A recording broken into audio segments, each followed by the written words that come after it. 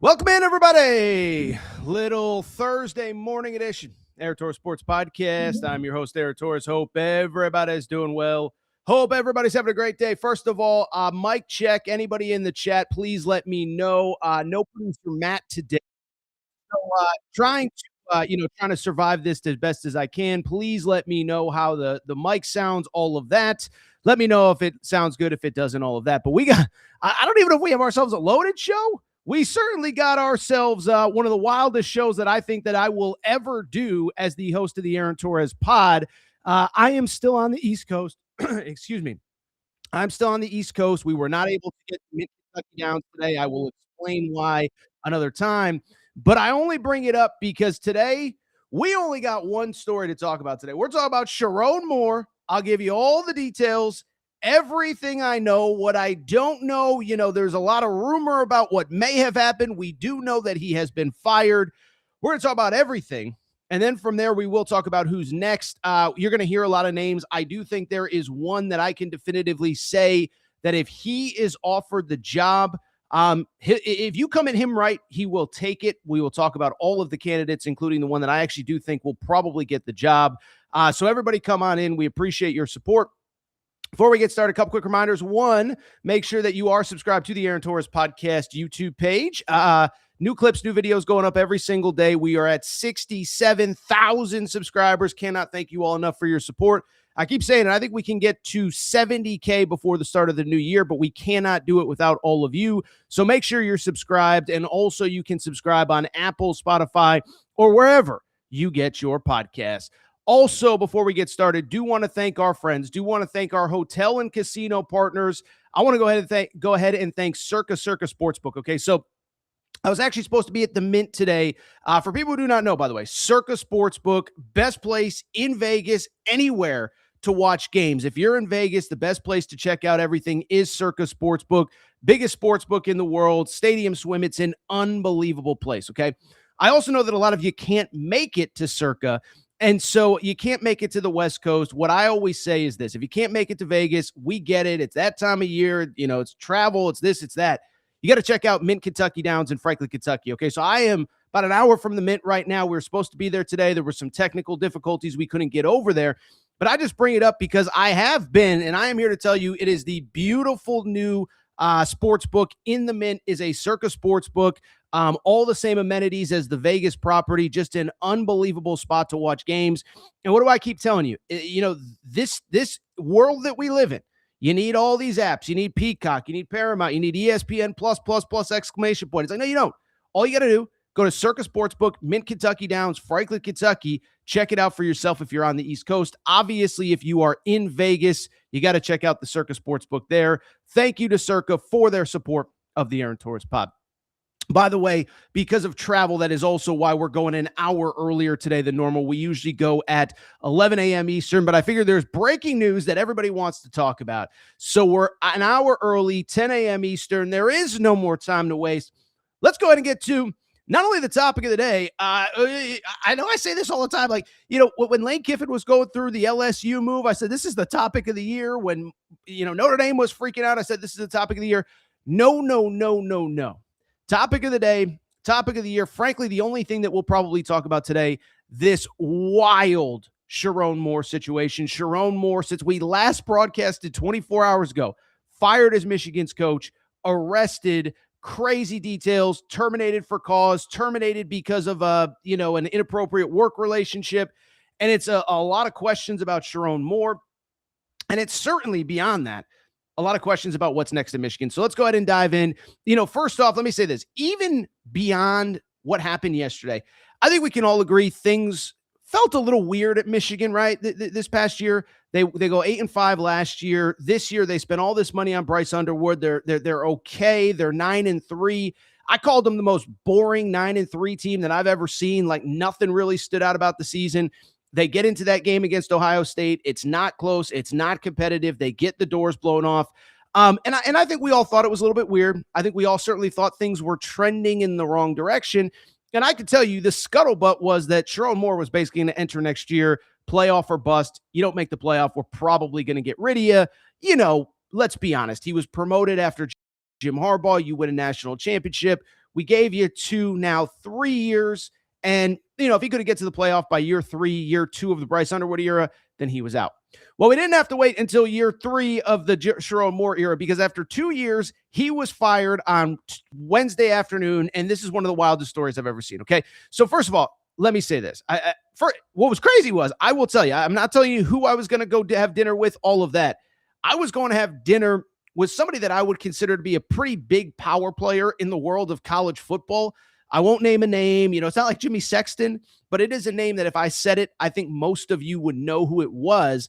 And so I bring it up because I'm on my way to dinner. I'm in an Uber. I look at my phone, and Sherrone Moore is fired, right? You see the Pete Thamel report. Is it a fake report? Is it real? Is it this? Is it that? Is it whatever?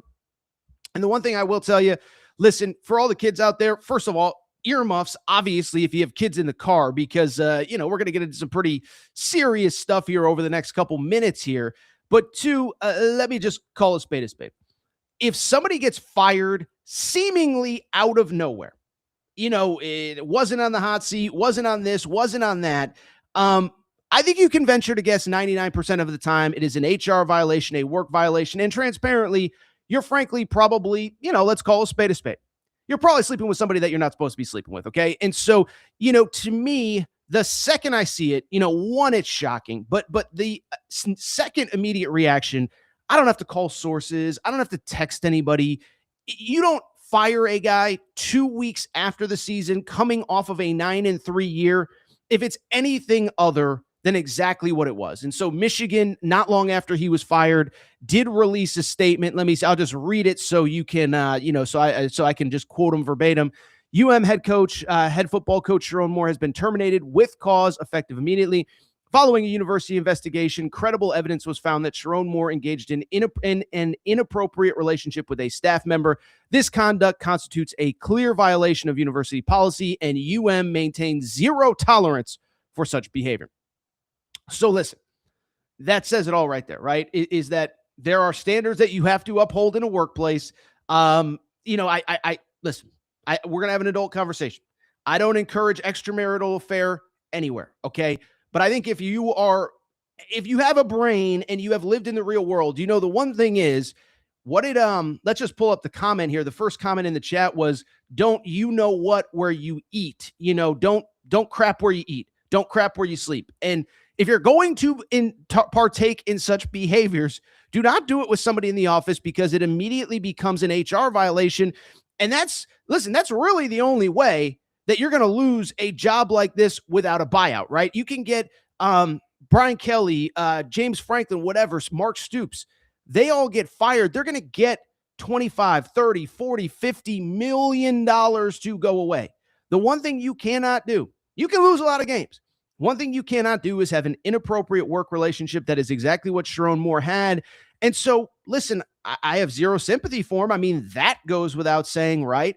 I feel terrible for his wife. I feel terrible for his kids. Yes, I am aware that he was arrested later in the day. I think we all have seen what is, kind of internet rumor that feels like it could be true. I cannot confirm 100% details on why he was arrested. I think we all have seen the stories on the internet. But what I'm here to say is, I don't think there's Sherrone Moore is not a victim here. Sherrone Moore is not a sympathetic figure here. I don't encourage that behavior ever, but certainly not in the workplace. And certainly not, by the way, how about this? When you are the most high profile person at the university, right? Listen, if I told you the number of times that you hear about stuff like this happening in an office, you would be stunned. Okay. And I'm not saying it's right. I'm not saying it's wrong. I'm just saying it happens a lot. Coaches in the office, 15 hours a day, what weird stuff happens. Okay. And what I would also say though, is this, and I'm not, again, condoning it ever, but when you are the head coach, the face of a university, making millions upon millions upon millions of dollars, there is a standard that you have to be held to. And so this is why he was fired. This is why he was fired with cause. Now, I've seen some stuff about, the university knew and they waited until after signing day. That's nonsense. Okay. Listen, I'm thankfully can say that I've never been part of an investigation quite like this one before. But it is an investigation. And if you were going to fire a man for cause with probably $20 million left on his contract, you have to conduct the investigation and make sure that you have ample evidence to go ahead and do the firing. So do I think Michigan found out about this, alleged affair yesterday? I don't. Do I think that they purposefully let me backtrack. Do I think that they found out about this yesterday? I don't. Okay. But what I do think is that they probably have known about it for a while, but you have to do an investigation to make sure that you can fire this man with cause, because it's obviously going to be a big legal battle, and you need to have all your ducks in a row to do it, to get him out, and get him out, in the manner that they did. And so I do think this was an ongoing investigation that happened for a while. I don't believe that they knew and they were waiting until after National Signing Day or whatever, because here's the bottom line. If they were waiting until after National Signing Day, why did he do a press conference on Tuesday for the Citrus Bowl? Michigan's playing Texas in the Citrus Bowl. He literally did a press conference on Tuesday, a media availability for the bowl game. So I don't buy that this was a situation where the university knew they were holding on. They were waiting until after National Signing Day. I do believe that they've known this is an ongoing investigation. They went ahead and fired him on Wednesday. And that's really that, man. I don't know what else there is to say about the actual firing itself. Again, after the season, games are over, before the bowl game, this does not happen unless he did something wildly inappropriate. And that's really all I have to say about it. I'll take some comments from the chat. I know everybody wants to talk about what's next. I don't have a ton of other thoughts on it other than don't do it. Just don't do it. Just don't do it. By the way, so I guess I do have two more thoughts. One, I think this is largely probably the end of Sherrone Moore. Sherrone Moore is not accomplished enough to just bounce back. This isn't Bobby Petrino at Arkansas. He gets fired a year later. He's at Western Kentucky. A year after that, 2 years after that, he's back at Louisville. I don't believe it's going to be that simple for him. I don't know what his future holds. I think he's got bigger issues than just employment right now. Again, I know it was alleged in the rumors on the internet. I hope his wife is okay. I hope his kids are okay. Listen, I don't condone his behavior, but I hope the woman that was involved that isn't his wife is okay as well. So he's not a victim. I don't know if he ever coaches again. I don't know what the future holds. This is really, and it's crazy because it's something that I really have no big picture thoughts on other than don't do it. But the counter to that is it is like one of the wilder scandals that we've ever seen, right? Like Bobby Petrino, we don't need to compare contrast, but I had Arkansas fans texting me like, this makes Bobby Petrino look like child's play. And it really does, right? I mean, when Sherrone Moore ends up arrested, we're recording here at 10:15 Eastern time. As far as I know, he is still in jail right now. He is still in jail right now. And so this is sad. It's awful. I feel terrible for his kids. I feel terrible for his wife. Do not feel terrible for Sherrone Moore. My only other take on this in particular, I was, and to a degree still am, a defender of the Harbaugh era. Okay. He was hired to bring back Michigan. He did. They beat Ohio State 4 years in a row. They won a national championship. You can never take that away from him. We're not going to get into all the cheating stuff and all the sign stealing and this and that. I have made my stance clear time and time and time again. I don't think what Michigan was doing was much different than anybody else. That's another conversation for another day. But I have seen the articles, and I do agree with this part, is the notion of it's time to just clean house of the Harbaugh era. It was a great run. It was a magical run. But we know by the end, it was all sorts of NCAA sanctions. Even before the 2023 title run, remember, there was Hamburger Gate where they were bringing recruits on campus during COVID dead periods when you weren't supposed to be recruiting. So you had that situation. You had coaches arrested for stuff on computers. You can go ahead and look that up. Not a good look. You had the Connor Stallion stuff. I've defended Connor Stallions, but the facts are the facts. That was ugly as well. And then he had Harbaugh himself, and now you have Sherrone Moore. And so I do agree that, this thing was kind of hanging on by a thread. I'm not going to use revisionist history. Jim Harbaugh left in the middle of January of 2024, I guess it was. There was no great option at that point. And by that point, by the time they got to the title game, it was clear that he was probably going to go to the NFL. I heard before the season, win, lose national win the Big Ten, lose the Big Ten, win the Natty, lose the Natty. He's going to the NFL after this year. And so I only bring it up because I understand why Sherrone Moore was elevated. You just won a national championship. You kind of wanted to keep not only the core intact, but you also kind of wanted to keep the infrastructure intact. I think it's time to tear this thing down to the studs and start over. So we'll get to a couple of your questions, and I do want to talk candidates because yeah. So let's go ahead and get into the some of the stuff. Let's see here. All right, so this guy says Michigan boosters will have to take control of this hire if they want to get a hire that makes the players want to stay. If it's up to the administration, you won't sniff 10 wins for years. Well, we will go ahead and get to some candidates here in half a second, but I do think there is some truth to that. Let's see here. Harbaugh beat Ohio State 3 of 4 years and won the Natty because they knew what plays. I don't really buy that. Blah blah blah blah blah. Smash the Number says next coach, John Harbaugh and Matt Patricia would be two wild choices for reasons that I don't believe are going to happen. I don't think John Harbaugh is going to be the next head coach. Let's see here. You can't fire without doing it the way your attorneys tell you to, so that you won't be sued. Listen, this is a great point. And I think a few of you have probably are saying the same thing in the chat. I know Smash the Numbers is saying the same thing. The signing day thing makes no sense. All the players they signed can now leave. Yeah, this notion that they waited until after signing day, I'm sorry. I just don't believe it. Again, I'm very fortunate. I guess you would say I've never been involved with a situation quite like this. And so what I would tell you is that anyone who has worked in a corporate workplace knows that when there's an allegation or a rumor or whatever, HR has to investigate it, and they have to investigate it again on both sides. You can't just fire someone without a proper investigation, but once the investigation's concluded and you have the facts, that's when you have to move quickly. And so that's why maybe this investigation started 2 weeks ago, a month ago, a year, whatever it was, until you have enough to fire for cause where you're not going to get sued. You can't take it public. But it's also why once you have the details, you move quickly, right? And it goes back to what I said a minute ago about the fact that Sherrone Moore was still doing a media availability for the Citrus Bowl as of, again, 24 hours before his firing. He was doing media availability for the Citrus Bowl.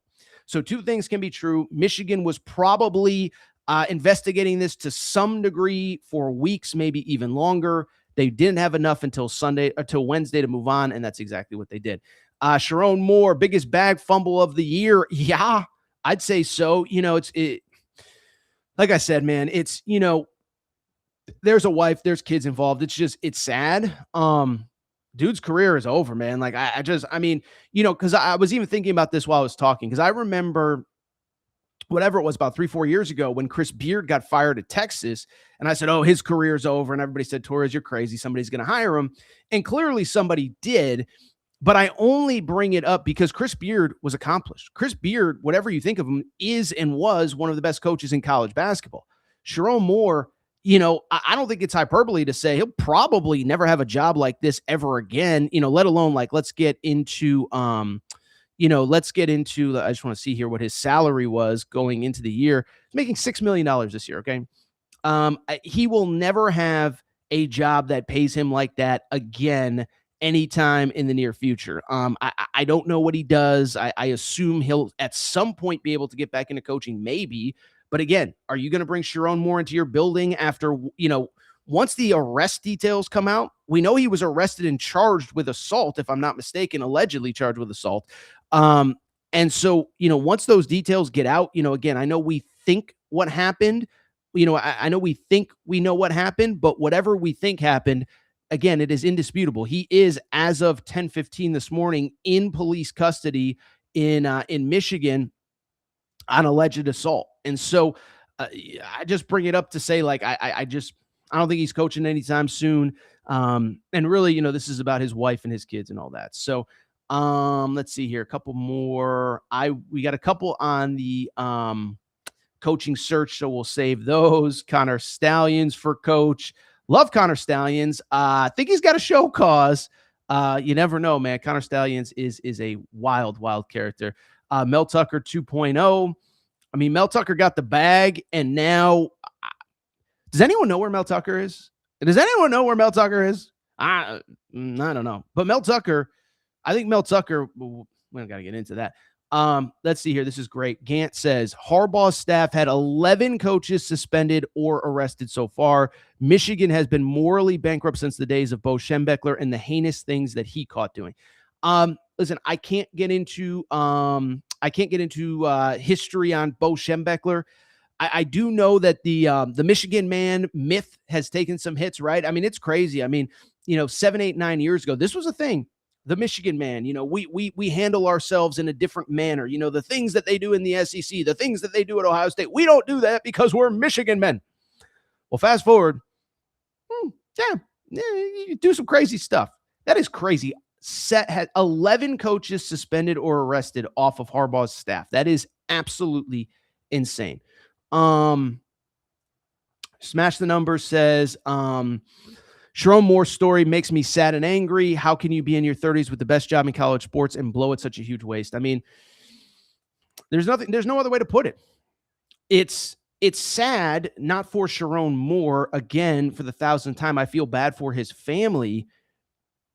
I just, I'll say this. Did anyone else tell me, did it feel weird to you this year? Like they're winning, but there's no real aura to them. And, it felt like Sherrone Moore was almost in hiding. Like he didn't really do much media outside of the media demands. You never really heard anything positive or negative. They kept winning these ugly games. I mean, that was the thing that stood out. I mean, Northwestern, they barely beat. Purdue, they barely beat, this and that. It was just a weird year. And I am with Smash the Numbers is I does kind of make me angry. I mean, if we're being perfectly honest, it does kind of make me angry. Real quick, Smash the Number says, Aaron, good luck to you and your channel. I appreciate your support. All right. This is what we're going to do. We're going to take a quick break. We're going to come back. When we do, I got some candidates for you. And not only do I have some candidates, I have, I believe, one guy, and I'll leave it up to you whether you think he's a good enough candidate or not. But I have one guy that I do think would say yes if he was offered the job. And I do think he is a good candidate worthy of the job. So we'll take a quick break. We'll come back. We'll talk candidates. Be right back. We're going to get back to the show in a minute. But before we do, you know what we got to do. We got to thank our friends. We got to thank our partners. We got to go ahead and thank Collie Puffs and ColliePuffs.com. Yeah, you see the logo on the back of the screen right here. Okay, so I've told you all about Collie Puffs, but family-owned company, not far from where I live. Joey, a huge sports fan. And one day he was sitting on the couch and he said, you know what? I need a snack that is both healthy but delicious, something my kids are going to love, something my family's going to love, something I'm going to love. And so he came up with Collie Puffs. This is the new age health food snack. You don't need to go to the grocery aisle and buy all that crap, the Doritos, the Fritos. No, my friends, you need Collie Puffs. Baked, not fried, avocado oil, no grease, healthy ingredients. But here's the best part. They taste freaking delicious. Actually, there's another best part. In addition to tasting delicious, in addition to being healthy, they are also taking care of listeners of the Aaron Torres pod. Okay, so check this out.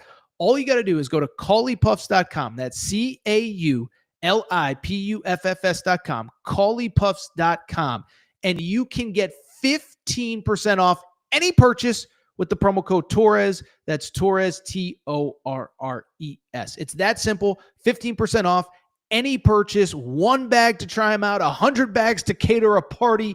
Doesn't really matter. Promo code Torres. ColliePuffs.com gets you 15% off. Collie Puffs also available on Amazon. You obviously can't get the promo code there, but ColliePuffs.com, ColliePuffs.com, promo code Torres gets you 15% off any purchase. Thank you to our friends at Collie Puffs. All right, everybody. I'm back. Good to be back. Good to be back. First of all, thank you again to Collie Puffs. That's CAULIPUFFS.com, ColliePuffs.com. Promo code Torres gets you 15% off your entire purchase. So you want to get one bag, you want to get 100. It's that time of year. Maybe you want some stuff to have around the house for the holidays. Going to be sitting on the couch watching bowl games. ColliePuffs.com ColliePuffs.com. Promo code Torres gets you 15% off. Speaking of great partners, before we get to Michigan's next head coach, Do want to go ahead and thank our friends. Want to go ahead and thank our ticketing partner. Do want to go ahead and thank SeatGeek and the SeatGeek app. Okay, so SeatGeek is America's #1 ticketing app. Over 28 million. I feel like Dr. Evil every time I say that. 28 million downloads for SeatGeek. Okay, SeatGeek is America's #1 ticketing app. 28 million downloads. What I love about SeatGeek is two things. One, every single ticket on the app is rated 1 through 10. Green dot means go ahead and purchase that bad boy. Red dot means maybe you want to go ahead and stay away. But what I really love about SeatGeek, let's be honest, it's that they take care of listeners of the Aaron Torres pod. If you go to SeatGeek.com and you use promo code Torres, it gets you, how about this? How much is it going to get you off? It's going to get you $20 off your first purchase. SeatGeek.com, promo code Torres, Torres, gets you $20 off your first purchase. SeatGeek.com, promo code Torres gets you $20 off your first purchase. Should mention, by the way, that applies to all tickets everywhere. Concerts, shows, football, basketball. You don't have to go to a bowl game. You don't have to go to a college basketball game. If you go to SeatGeek.com, promo code Torres, concerts, shows, much more. SeatGeek.com, promo code Torres. SeatGeek.com, promo code Torres. With that said, this is what I want to go ahead and do. I do want to go ahead and switch gears, and I do want to go ahead and talk about who I believe are the legitimate candidates for the Michigan coaching job. By the way, I've mentioned it a few times. I do apologize. We don't have a ton of graphics and stuff. Producer Matt is on vacation for the holidays.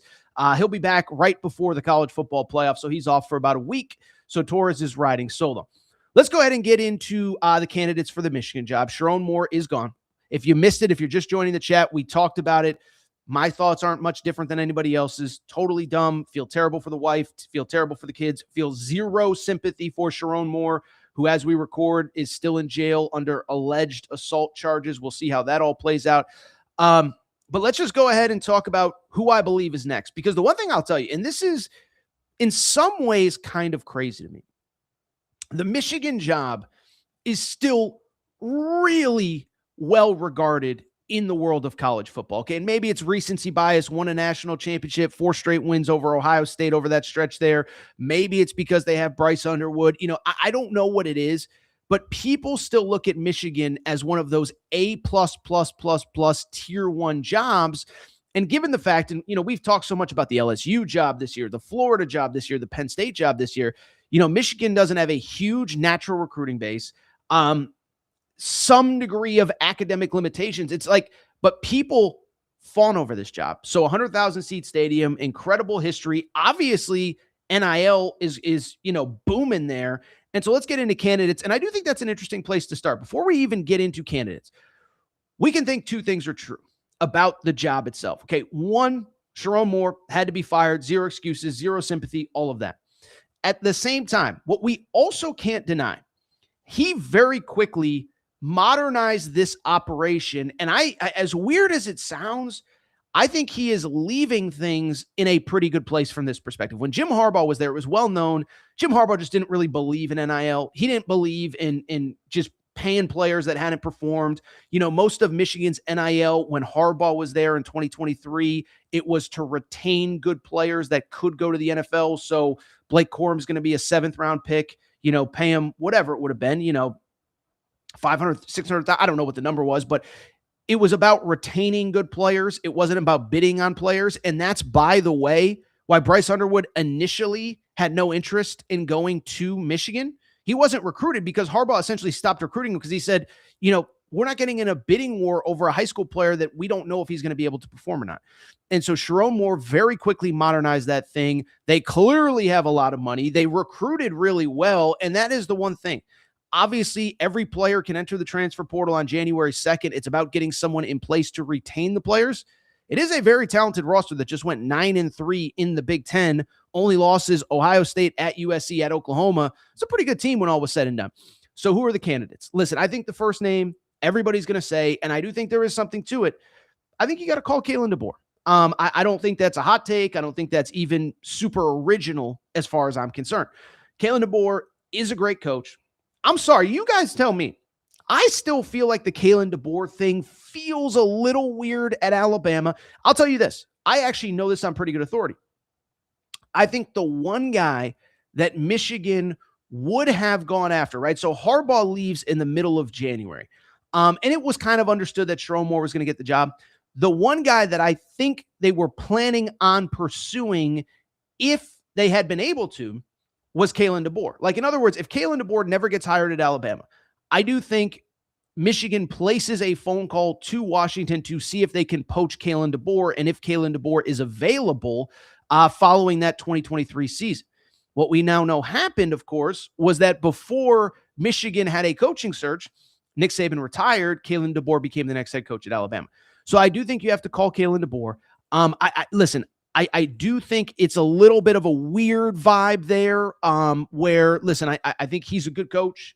I think Alabama's a great job, but he's from South Dakota. We already know his background. He spent most of his life in the Pacific Northwest. It has culturally felt like a weird fit.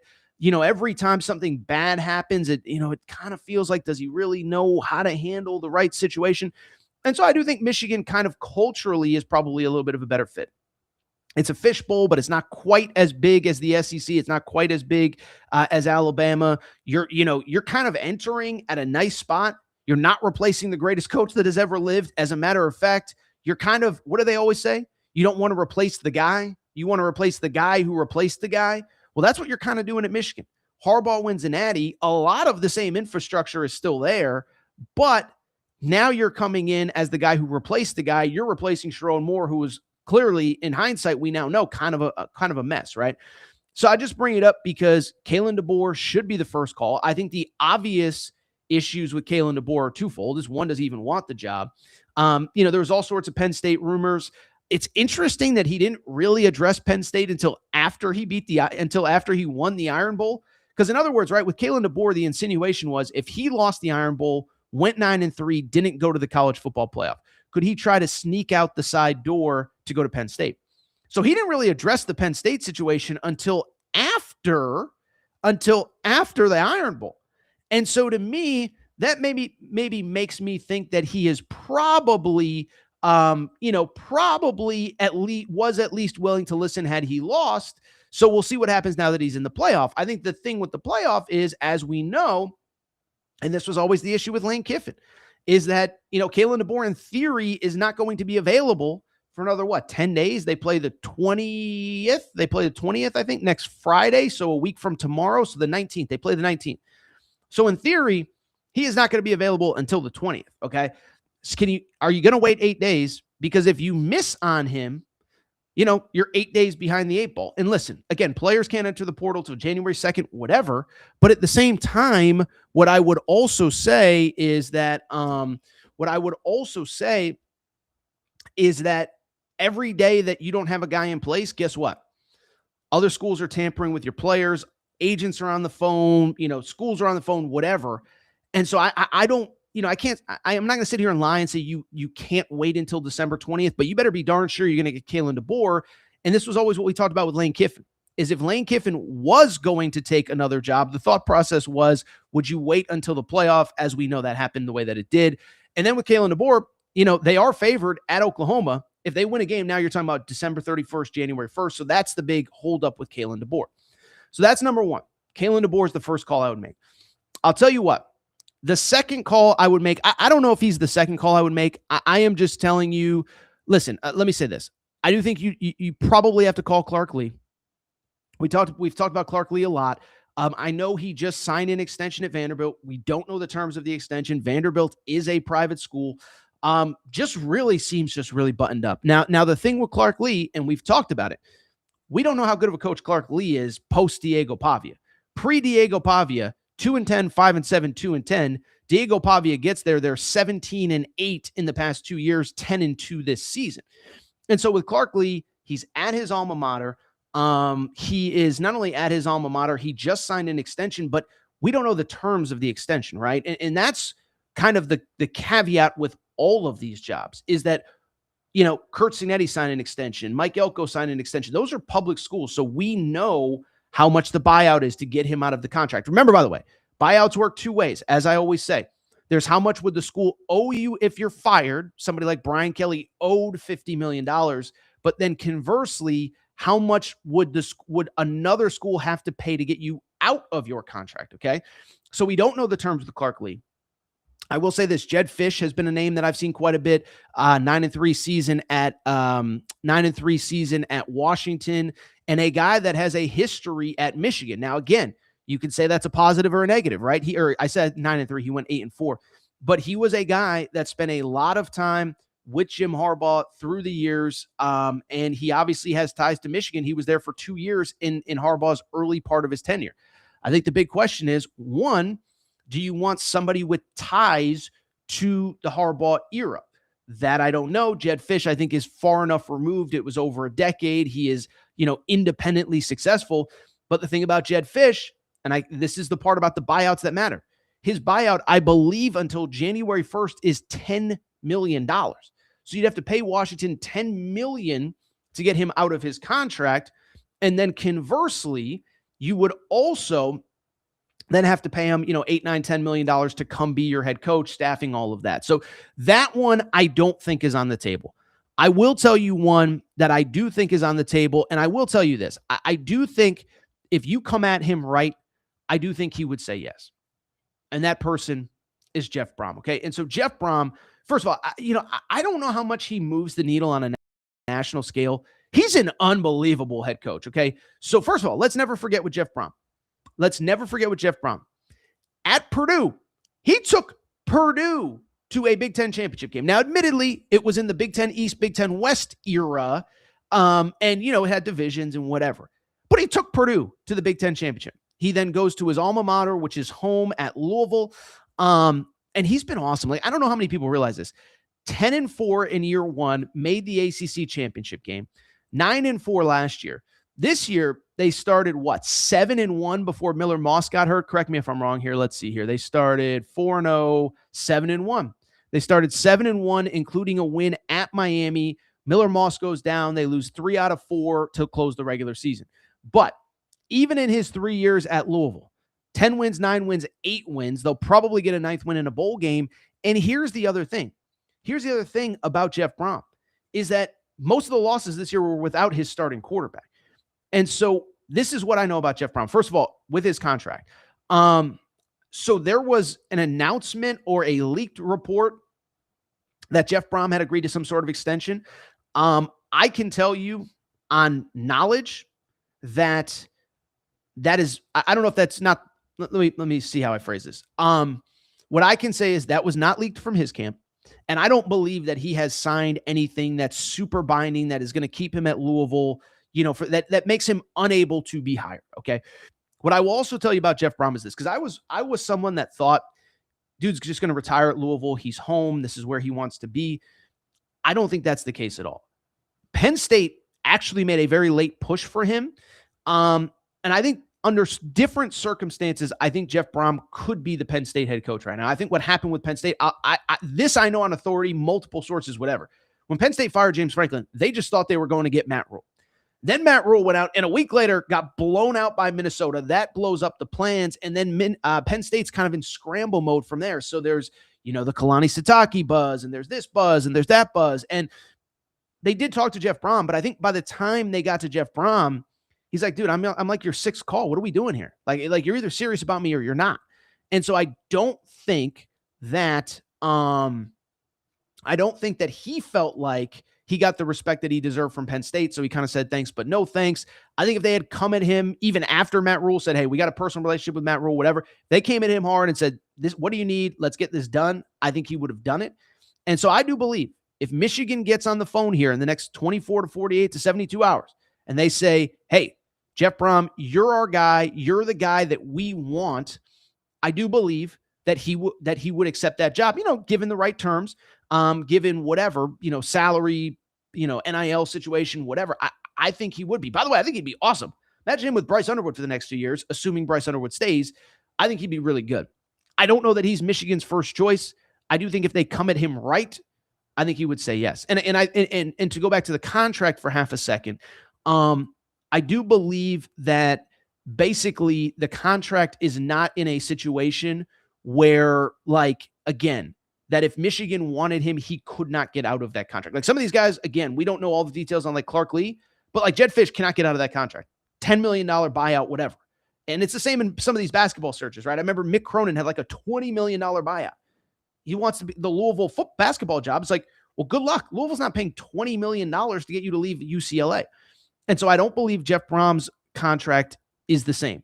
I don't believe that there's some crazy number that you can't get him out of the deal. Like I said, I believe if you come at him right, I think he would listen. Other names, I saw Brian Kelly in the chat. Brian Kelly feels like a phone call out of 10 years ago. I'm not saying Brian Kelly isn't hireable. What I am saying is, if you're Michigan, Brian Kelly's the answer. The guy that just went to LSU in the NIL era and flopped. And I know what people would say. He's a Midwest guy, never really fit in Louisiana. He never really fit because he didn't want to work. I mean, some of the stuff that came out after Brian Kelly got fired was insane. The fact that he wouldn't even get on the phone with recruits, that he was telling recruits, hey, if you want to speak with me, you got to go ahead and make an appointment. It's like, what are we even talking about here? And so I don't believe that Brian Kelly is a legitimate candidate. I think you'd have to go pretty far down the totem pole to get to Brian Kelly. So I don't believe he's a candidate. You know, I keep seeing Lincoln Riley. I don't get the sense that Lincoln Riley is as interested in leaving USC as the public would make it seem. Listen, I think behind the scenes, does Lincoln Riley complain about things about USC? Yeah, guess what? Everyone complains about their job. I work for myself and I complain, you know? And so I think there are things that frustrate him, but he just signed the #1 recruiting class in America. You know, Jaden Mayava's coming back. They should be better next year. Now, their schedule is bananas because they have not only Notre Dame in the out of conference, but they have Ohio State, Indiana, and Penn State, I believe, on the schedule. So, you know, the schedule is tough. The travel is tough. I mean, if Lincoln Riley doesn't fit at USC, we think he's going to fit at Michigan. I just don't see that. Those are kind of the names that are kind of in my mind for this job. Let's see here. A couple more that I want to see if anybody has, if anybody else has anything interesting in the chat. Let's see here. Oh man, this is amazing. RIP Bama 2009 to 2020. That's in reference to Kalen DeBoer. Yeah. I don't know what else there is to say. Those are the candidates. By the way, I saw somebody in the chat say, just keep Biff. Biff is, of course, the interim head coach. By the way, Michigan actually looked really good under Biff in the 3 games that he coached for Sherrone Moore. And I think somebody referenced, hey, do you just keep him for a year and then have a full year to do a search? I don't think in this world you can do that. I think if this was May and this came out, maybe. If this was January 11th instead of December 11th, maybe. But this is before the portal. This is before the postseason. You have time to go out and get somebody if you do it right. Just becomes a big question of if. We're going to go ahead and get out of here on a couple other notes. Charlie says Sam Pittman to Michigan. I don't think that's going to happen. Matt Patricia, you know, I like Matt Patricia. Like, he has really good talent at Ohio State. Like, are we sure Matt Patricia is as good? Like, people are talking about, oh, Matt Patricia, he's one of the great defensive minds. He has Caleb Downs and Arvell Reese and like a million other first-round picks, and they really played nobody until Indiana. I like Matt Patricia. I'm just not sure. Interesting that the conversation around Dable has gone silent. You know, it appears that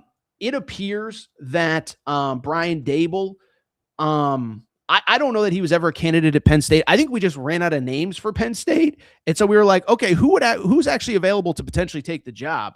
And I think Brian Dable's name came up there. So Les Miles, yes, if this was 2007, Les Miles would absolutely be the next candidate. But it's 2025. He is not. This guy says, I love you, Torres. Whatever. By the way, somebody says Josh Heupel will take him. I'm blown. Listen, there are very few things in the world of sports that genuinely shock me. How quickly Tennessee fans have turned on Josh Heupel is one of them. You know, I sort of understand it. I sort of get it. I sort of, you know, I can't say that I do. I think anyone who lived through the Butch Jones era, anyone who lived through the Derek Dooley era knows it could be much worse for Tennessee than it currently is right now. And recruiting is through the roof. You know, Faison Brand, you know, you got a lot of talent coming in, man. So I just, The Heupel stuff is weird to me. All right, I'll tell you what. I am going to go ahead and get out of here. I actually got to hit the road. By the way, where I am right now, it might be snowing later, so I should definitely hit the road. If you're not subscribed to Aaron Torres Pod YouTube channel, do me a quick favor. Make sure to do so. Click that subscribe button. By the way, I will be traveling on Sunday. No Sunday show in the morning. If something crazy happens, maybe we come back Sunday night. But yeah, nothing Sunday morning because I will be traveling. Maybe Michigan has a new head coach by Sunday night, and we're talking about it. By the way, I appreciate everybody joining me early. Again, we usually go live at 11 a.m. There was some travel issues, but I'm going to go ahead and get out of here. Thank you for your support. Let's go ahead and have a great Thursday, no show Friday, and then no show Sunday. So I'll be back either late Sunday, no show Sunday morning, I should say. I'll be back either late Sunday, maybe early Monday. We'll find out. I'm sure we'll have plenty to talk about. By the way, great weekend in college hoops. If I had more time, we would do 10, 12 minutes on all these big games. Arkansas, Texas Tech, Arizona, Alabama. I mean, there's a lot of really good games in college hoops this weekend. Unfortunately, not only am I short on time, but Sherrone Moore is an idiot and got fired, and I have zero sympathy for him, but it certainly made, I didn't know what I was going to be talking about until about 4 o'clock Eastern time yesterday. Safe to say that we had ourselves a nice little topic to discuss today. All right, I'm going to get out of here.